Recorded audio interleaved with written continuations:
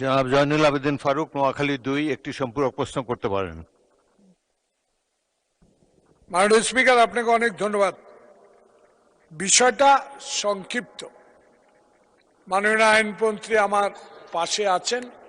প্রশ্নটা হলো, যখন আমাদের মাননীয় বিরোধী দল নেতা এখন জনাব শফিকুর রহমানের স্থানে আমাদের নেত্রী বসতেন 2008 সালে, আমরা মাত্র 25 জন বা 30 জন এমপি নিয়ে এই সংসদকে কার্যকর করার জন্য এসেছিলাম। আমার নেত্রী তখন বলেছিল একটি কথা, দয়া করে 1 সেকেন্ড সময় নষ্ট করুন।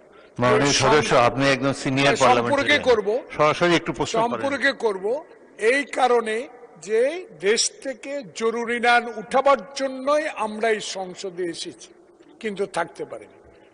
কথা ছিল তখন তৎকালীন প্রধানমন্ত্রী শেখ হাসিনার পুত্র ভিওপি ব্যবসার সাথে জড়িত ছিলেন বিধায় আমরা তার বিরুদ্ধে এখানে কথা বলাতে আমার বিরুদ্ধে 64 জেলায় 64টা মামলা দেওয়া হয়েছে।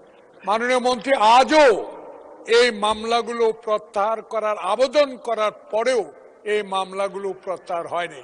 আমি ব্যক্তিগত হলো সকল মামলাগুলো প্রত্যাহারের ব্যবস্থা করবেন বলে আমি আশা রাখি। আপনাকে ধন্যবাদ। মাননীয় মন্ত্রী, মামলা প্রত্যাহার করবেন কিনা? ধন্যবাদ মাননীয় স্পিকার। একটা প্রবাদ আছে, 7 খণ্ড রামায়ণ পড়ে সীতাকার মাসি। আমি এতক্ষণ বললাম যে আমরা কমিটি করেছি, যাচাই বাছাই করছি এবং এই মামলাগুলো প্রত্যাহার করার জন্য যাবতীয় পদক্ষেপ আমরা গ্রহণ করব মাননীয় স্পিকার। আপনাকে ধন্যবাদ। ধন্যবাদ।